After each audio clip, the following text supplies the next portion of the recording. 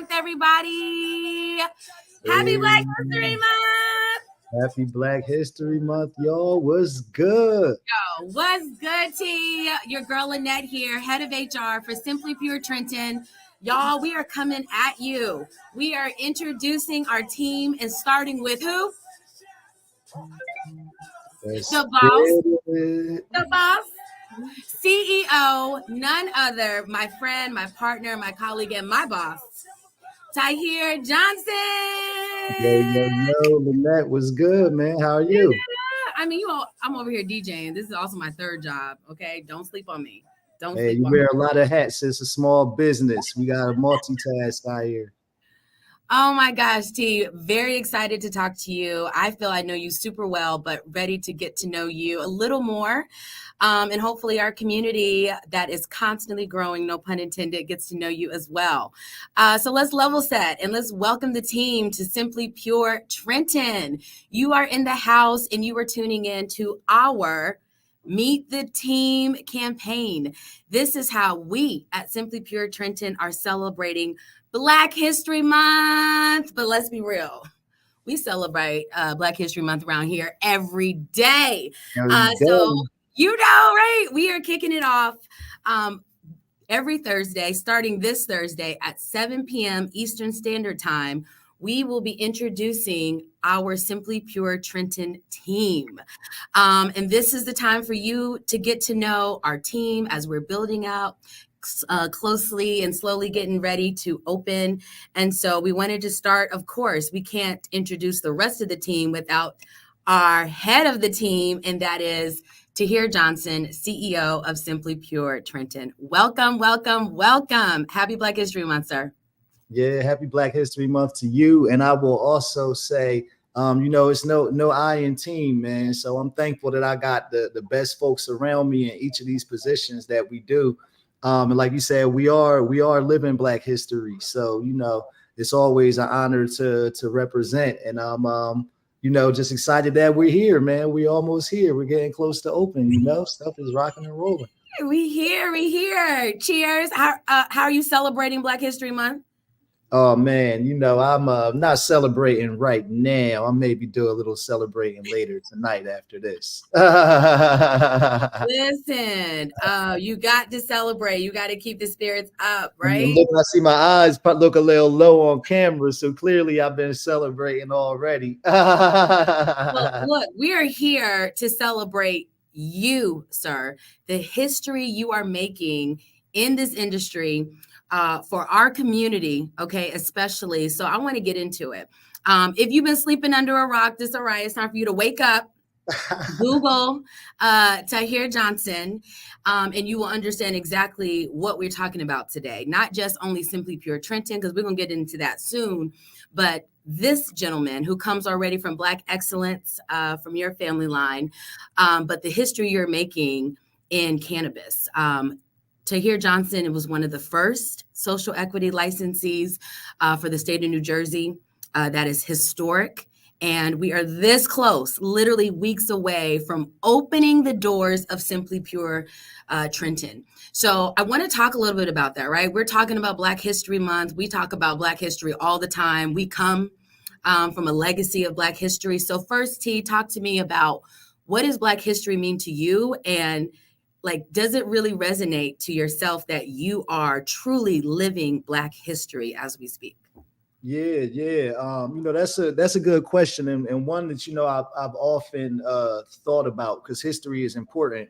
So for me, when it comes to Black history, my parents raised me. So as foundationally, right, I went to a school where we learned only Black history, African American history.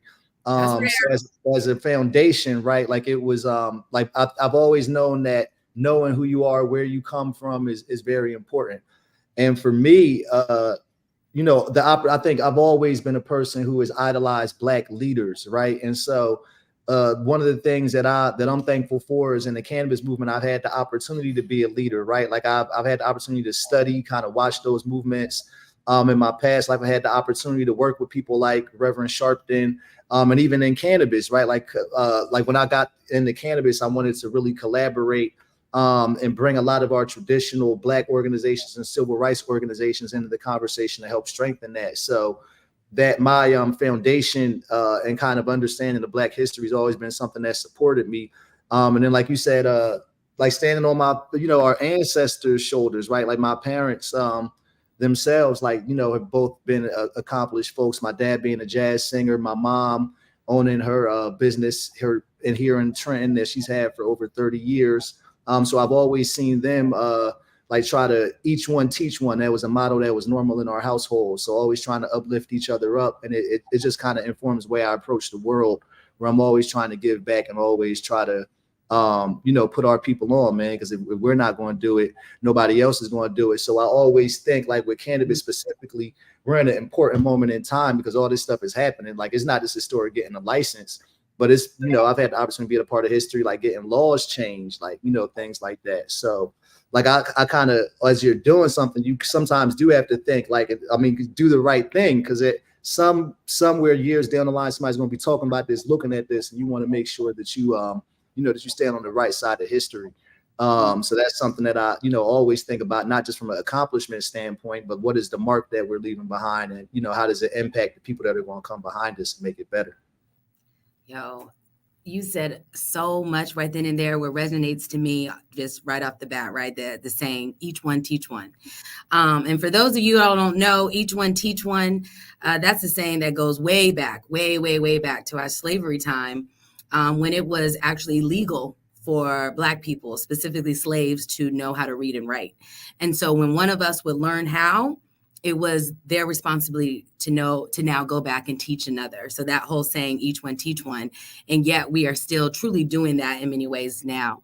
So you said something, right, so profound, not only just right getting up, being one of the first licensees to open up from a social equity standpoint, but also passing laws and really being active. Can you tell us a little bit more about your background on how you actually got into the cannabis space? Yeah, sure.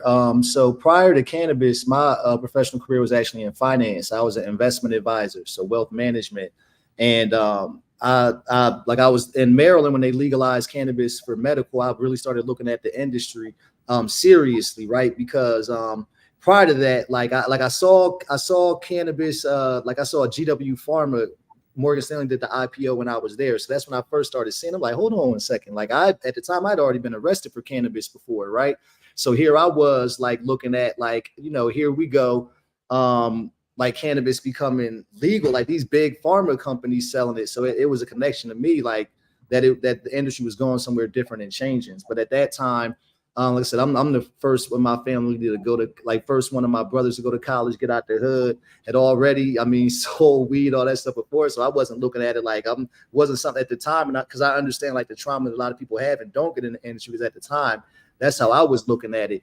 It wasn't until fast forward a little bit, like I said, I saw Maryland, saw cannabis get legalized in Maryland. I read about the homie Hope Wiseman, youngest Black woman in the country to have a license, and she had a background in finance, so that inspired me. Because I'm like, yo, if she could use her skills to come in here and do this, I could do the same thing. And I had an opportunity to be the CFO of a cannabis company we were applying for a license in Maryland. And so I was actually working as a bud tender. I had quit the job in finance, I guess the part that I missed, and started working as a bud tender. And I was doing that for a while and then applied for the license. Unfortunately, didn't win it. But one of the things that I learned the value of through that process was cannabis advocacy. And so I had been super active, just different organizations. And when I was at MCBA's Lobby Day in 2019, I had the opportunity. That was kind of like my first time on the scene. I didn't have any idea what lobbying was before that. So that was like my first introduction to it. Like, I was a fan of House of Cards. So that was kind of all I knew. But then once I had the opportunity to start lobbying, I fell in love with it. And really, it's a lot of relationships, right? Like my first experience lobbying, I happened to walk into a congressman's office, and one of my childhood friends at the time, we were two of the only Black folks in our elementary school. He's the chief of staff for a congressman. So that was like my first introduction to lobbying, kind of actually introduction to the cannabis world. So I ended up working first for the National Cannabis Industry Association. business development, but then started their social equity programs. The podcast, Cannabis Diversity Report, and that really helped me to kind of start building things on a national level. And then when I moved, after that, I had the opportunity to go over to Marijuana Policy Project and U.S. Cannabis Council. So I was working with two different organizations, two very different roles, actually, because Marijuana Policy Project is a grassroots organization. They're mostly focused on helping states create laws, like doing campaigns to help drive legalization campaigns. But I was specifically focused on social equity. So in each state that we were working on, the federal policy, kind of advising, taking my experience, and helping to draft policies around social equity. And then at the U.S. Cannabis Council, the organization comprised of really, it was mostly the largest, like a lot of the largest cannabis companies and MSOs in the country. And I was helping them to try to, be focused on like trying to give guidance on policy, like how could they be a positive influence to social equity, but also accountability, helping to develop tools so that we could analyze like how these companies were actually doing around social equity, rating them, giving them scores around diversity, all those types of things. And so I got to learn a lot about how cannabis works, because I've been at like NCIA represented small cannabis businesses. I've been an active member of MCBA since 2018. And like, again, that's mostly minority cannabis businesses, MPP, grassroots campaigns, and like kind of legalization and U.S. Cannabis Council representing larger organizations.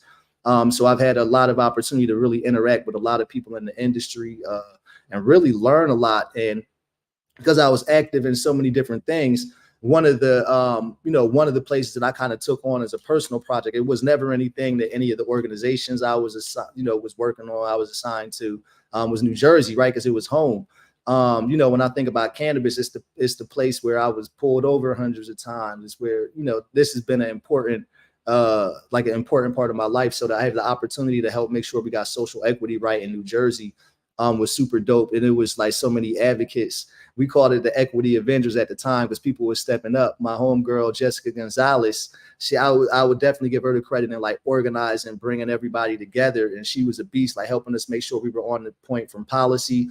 But man, we had like super folks from like outside of the state. Like, my big bro, Leo Bridgewater, Trenton makes the world takes, other brother right there. But people like Mary Pryor, Dashida Dawson, who's now the head of New York City Cannabis. My boy Jay Jacks. So many people, man. I almost don't want to go down all the names if I leave anybody out. Is a lot. That's how we met. Let's really keep it real, right? Yeah, and that's why it's important for they actually hear the voices of the people that we represent, and that's what I've always tried to do. I've thought of myself when I've been in these different roles as kind of like representing my constituency and being there to be a voice. I see somebody ask the question in the chat, how effective has the equity process been in the cannabis space? I don't think it's been perfect. In a lot of cases, in some places, it's been, flat out bad, right? If I'm going to be frank.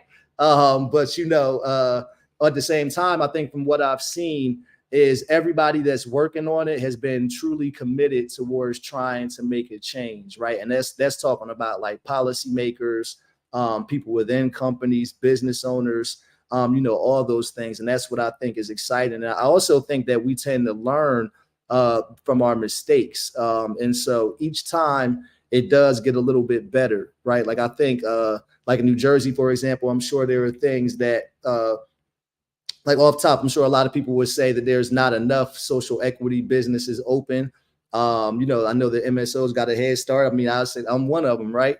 But I think one of the things, if you look in New Jersey, that was amazing, the way they did their conditional license program, the way they gave priority to social equity folks and minority-owned businesses, all those things. The way we got the NJEDA giving out these grants and loans, right? The way we got the New Jersey Business Action Center doing education. Shout out to Jess again, Tahir, Precious, like those folks. Like New Jersey doing a lot of groundbreaking things. And I think that, again, as we set the stage and we kind of set these foundations, the next state comes along, boom, we do that. So it's it's not a kind of like a monolithic thing. If that's evolving, and we see improvement, right? Constant evolution, no state has got it right 100% yet, but eventually we're gonna get there. Yeah, I mean, and I think it's also important to note that when we talk about social equity, right, like it's not a thing that's really in cannabis anyway, a concept that's been around that long. It was just 2019. My man Tucky Blunt was the first social equity licensee in the world, right? Not just in the US. And that was just 2019. And so with that, I know he talked about it like when he was the first one, there wasn't resources like kind of like all these things. And we're still limited with resources, but imagine what super limited. But if we talk about like 2019 when we were there, now we're talking about again use New Jersey as an example, like a state that has a whole state funded program. It looks a lot different, and hopefully it'll get better. So, right, speaking of that, thinking about getting better and also going back into that each one teach one. Why Simply Pure? There's a lot of different brands out there, right? There's a lot of people who are also making history and legacy right now. Tell us a little bit more. Why Simply Pure as your brand, and especially as your first brand? Oh man, that's I'll say another easy one for me, right? Going back to principles that I was raised on. Another one is cooperative economics, right? Anybody celebrates Kwanzaa, you know that. So for me, again, that being one of the principles that I live by when I think of Simply Pure, right? I mean, it's the first Black-owned dispensary in the country. So as I look at like what my work has been and how I want to impact the game, rather than creating my own brand, like I would love to, like I wanted to help support that, right? Like help, what can I do to help to strengthen and build that brand? Because I think that as for us also opportunities to collaborate, like us as a people, we strengthen each other together. Like by me being Simply Pure, not only do I get a brand name that people trust and they've known and they've loved already, but I get all Wanda's experience, everything that she's learned.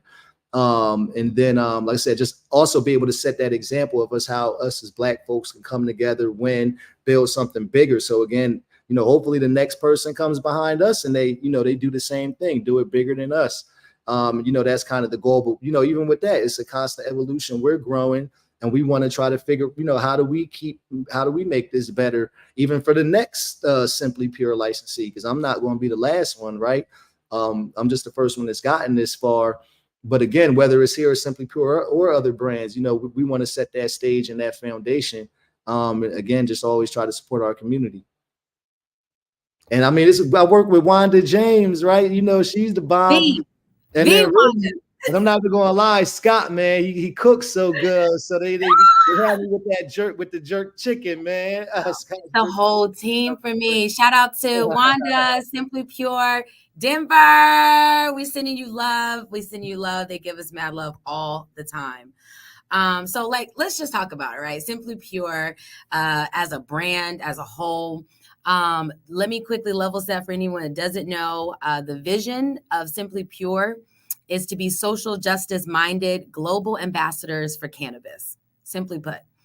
Followed by the mission of how they're going to actually get to that vision is creating a positive, people-centric global cannabis experience through education, inclusion, and social justice. All right, I'm not finished. When we talk about the foundation and the core values, right? Each company has a vision, mission, and we talk about core values. Here at Simply Pure and Simply Pure Trenton, our values are social justice, inclusive environment, knowledge, and passion for the industry, right? Simply put, we love the cannabis. So if you don't understand already what sets us apart, yes, it's by minorities, specifically Black ownership, woman, but additionally to see social justice, right? Woven throughout vision, mission, and core values. I can tell you I've been in this industry quite some time, worked with a lot of organizations, have never seen that before. So that tells you a little bit, again, about the foundation that we are operating in from a Simply Pure standpoint. So I got to ask you, Tahir, right, going back, looking at our core values, when you, wanted to be the first replicate there from a Simply Pure standpoint, is this what spoke to you, as well as talk to us now what's speaking to you on, if you have to choose, which would be your favorite core value?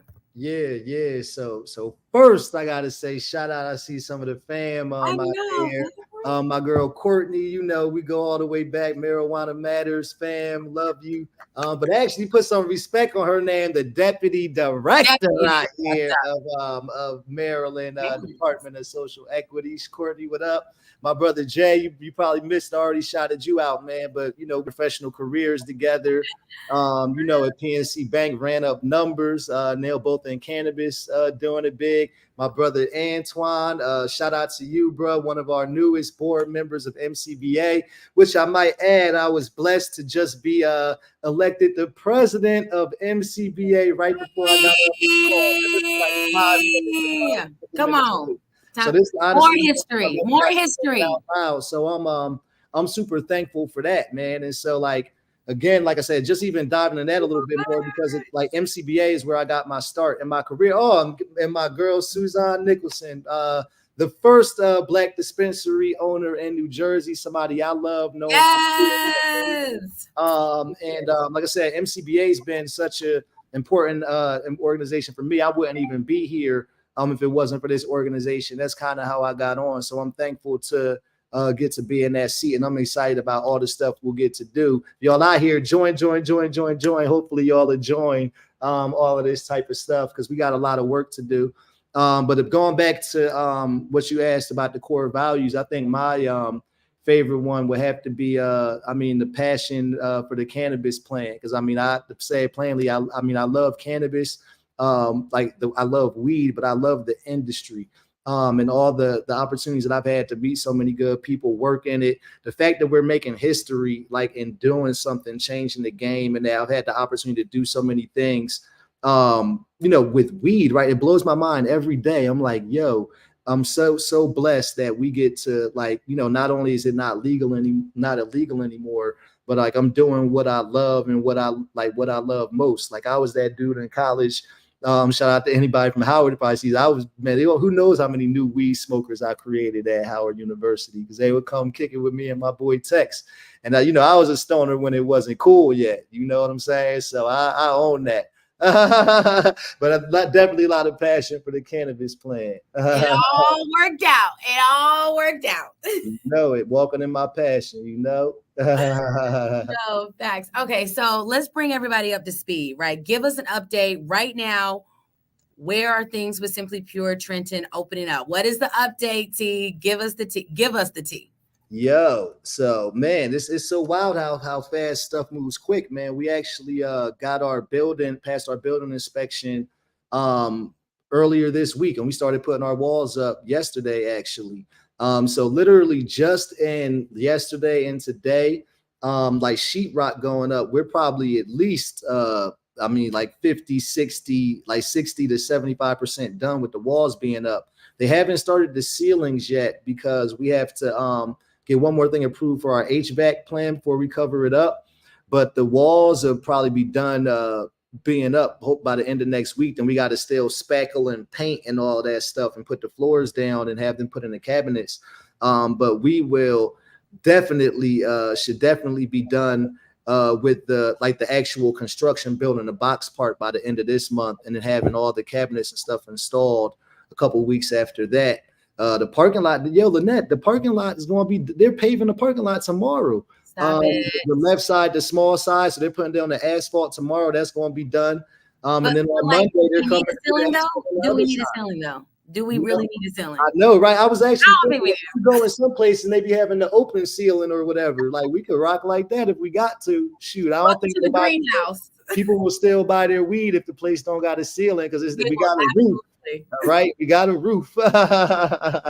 So that's really like I said, we're a couple weeks away, man, and it feels so crazy. Like I'm almost hesitant to say that because I feel like the boy that cried wolf, man. They've been writing articles for me for like over the past year talking about opening next week. So I try. This is the journey. This is the journey. This is part of the path.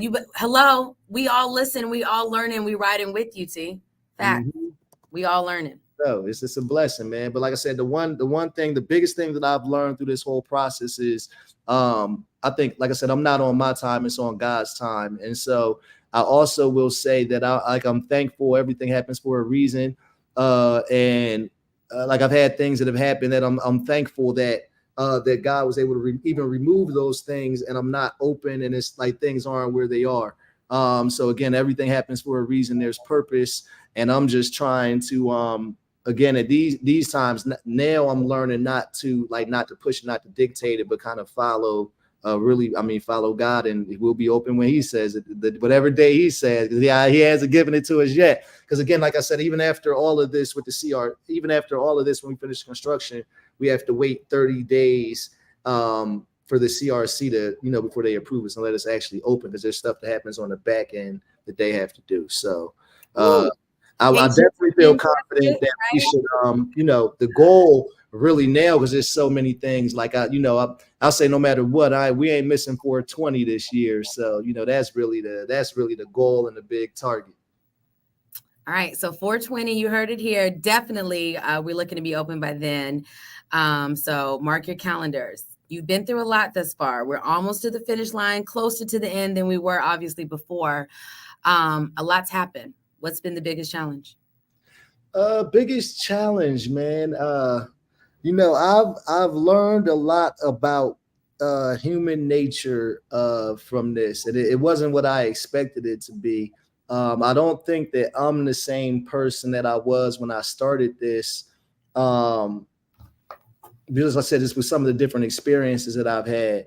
The other thing that I've learned is that this is really a monumental task. Like, I always knew this was hard, but Lord knows it's hard. Like I never heard anybody talk about on a panel like how difficult like this construction process was, or like working with engineers or architects, or that you have to go through like 10 different government agencies to build a parking lot, and that doesn't have anything to do with cannabis, right?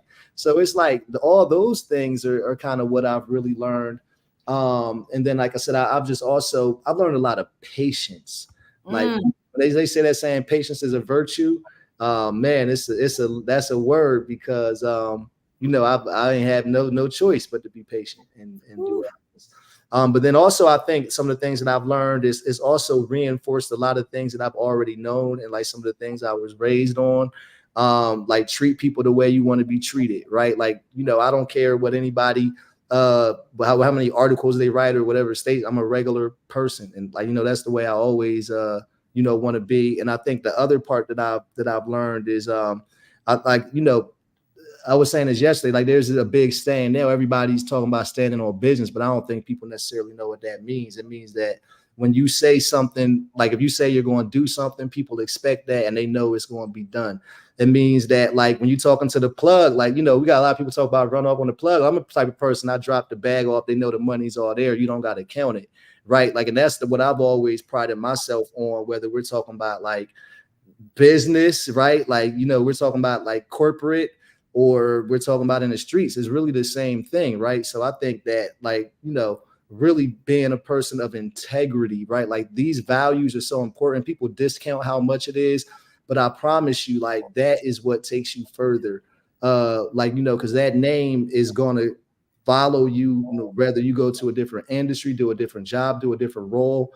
You might be the CEO today, but you might be the bottom of something else, and that reputation that somebody had is going to be what speaks to you. So always protect your name at all costs, and go hard, man. It's no time, and that's cannabis or not. There's no time to slack. Yeah, man. Like my pops used to always say, you get one life, there's no dress rehearsals, right? My parents, like I said, both coming from performing arts, so you got to do it right the first time, because there's no time, because you can never double back. You can never get this time back. Yep. The other thing that I've learned is the value of family. I've been gone from Trenton for over 20 years, and so like over the past year and a half being back home, I've had the opportunity to see people I grew up with, like the old ladies from church, like family, friends, like folks like from high school, like all the way down to elementary school. It's been a blessing to be back home. But then also the value of family, like it's made me learn the value of time, because I swear I miss my baby girls. I was a everyday dad, like drop them off, pick them up to school, like type of stuff. And I've barely seen them in almost 2 years. And like I have a daughter that's almost 2 years old now too. And so it's a sacrifice. Every success or anything you want to do comes with a sacrifice. So I've just learned the value of kind of those would be the lessons that I've learned. You probably asked for one, but it was so many. I feel like I had not just one. They see that you are setting that example, right? And they're gonna understand and see what it was for. So again, it's bigger than you. It's what you're gonna be able to leave behind. Yeah, one of these little girls gotta be the next CEO of this thing, man. Everybody got to work. You know what I'm saying? We are hiring. Amazing Black women, right? Like they get to see, they get to be and have Wanda like as an example, somebody like you as an example. Like so they get that the also the benefit of like all the people. And that's always one of the things I've loved about cannabis. Like even back when I look at the pandemic time, like I loved it, man. When we was at home, like my kids were talking to everybody on Zoom. It's like, you know what I mean? So it's just trying to set this example for them of like of the sky's the limit, right? That they could do anything and they get to see me being successful. So I love it. And it's a blessing. Yeah. So fast forward, right? We talking about 420 and beyond. The doors are open, right? Simply Pure Trenton is open, taking care of his people. Curious, we want to hear from you. What can people expect? And I want to tie it more to not even just the customer standpoint, but in your perspective, Simply Pure Trenton, cannabis dispensaries as a whole, how can they positively impact our local communities and society as a whole? Yeah. So for me, my mission doesn't stop with me opening this dispensary. I've come into this. My goal from day one has always been to like, how do I set the stage and my actions, my work, everything I do to try to leave the industry better, allow to set the stage for more people of color to come in here, do it bigger, better than me, right? Like, because, you know, it's one of those things, I look at it the same way, like when I was at Morgan Stanley in my office, as a matter of fact, in like the DMV, I was probably like the first like young Black person that they had hired in the wealth management office there. And after I was successful, more other people came on and they started being a bunch of them, right? And so like my success here, hopefully it opens up the doors for the next person, right? Like the same way, like think of hip hop, right? Like, Russell Simmons had to do it for The Rock to come, Puff and Hove to come back and do it even bigger, Master P, all of them. And so, like, that's the hopefully the goal that we have here, shit, Antoine Mortican gonna be bigger than Alabama than me, you know what I'm saying? And I'm doing it right now. Like, that's the goal of what it's always about. And so like standing on the shoulders of, like I said, people like Hope, like Day Wanda, like, Day One showing love. I want to continue to do that. Shout out to my brother Gerald, Ohio, but Maryland in the house, but Ohio, you know what I'm saying? But anyway, like I said, building that community. So my work continues to like, how do I, especially like I said, when I think about MCBA and like really wanting to like be involved in these conversations around federal policy, state policy, just keep doing the work. How do we open up more? And of course, open up more, I want to do more cannabis businesses. I submitted applications, the lotteries in Maryland for a dispensary, standard dispensary and micro cultivation. So if I'm blessed to win that, I'll be extremely thankful. And I'm also like in the early stages of considering opportunities in a number of other states too. And so I really want to be strategic. Like I want to focus on getting this right first. Like I want this dispensary in New Jersey, Simply Pure Trenton, to be the, look, we want to be the best. We want to be the best dispensary in Trenton. We want to be the best dispensary in New Jersey. We want to be the best dispensary in the United States. We want to be the best dispensary in the world, right? So, I mean, that's always the goal. I'm not coming for number two nowhere across the board. So, after we do that, it's wash, rinse, repeat, right? Like on to the next one. And that's the goal. And again, not only find success for us here, but also for the next person and continue to collaborate and inspire and keep getting it. That's it, right? You heard it here. Before we let you go, we got to know, how are you celebrating? What is your go-to strain? What is your go-to method? Let us know how you like to celebrate. Man, I'm an old fashioned, I smoke blunts. I know, like I had a stage where I went to like papers, but once I came back home, I couldn't, I was off the papers. Everybody smoking, backwoods, Bluntvilles, like, whatever, Dutches, like anything but paper. So like, I'm back on that. I like my favorite strain that I've had recently, man, it was this one called dang. I was almost about to say something, but yeah, one of my one of my favorite strains that I had. I can't even think of what it was called now because maybe I'm too high right Yeah, now. it was called amnesia. I really haven't met too many that I don't like, to be honest with you. Yeah. Like, you know, as long as it's loud, I'm gonna like it. It was So so that's good, what you I'm forgot. saying. And now, like I said, I do feel like it's worth celebrating because we've had so many milestones, especially on the construction front. And I was just elected president of MCBA today, so I'm probably gonna step out here, you know, do a little something today. And that's about it, you know, something light. Well, sir, it is always a pleasure. Thank you for coming on here, kicking off this Meet the Team campaign. Again, as our commander in chief, you truly live by example. It's a pleasure to work with you. It's a pleasure to be a part of the team and to see it grow. Please tune in, you all, next week, same time. We're going to be bouncing around, meeting our COO and head of marketing.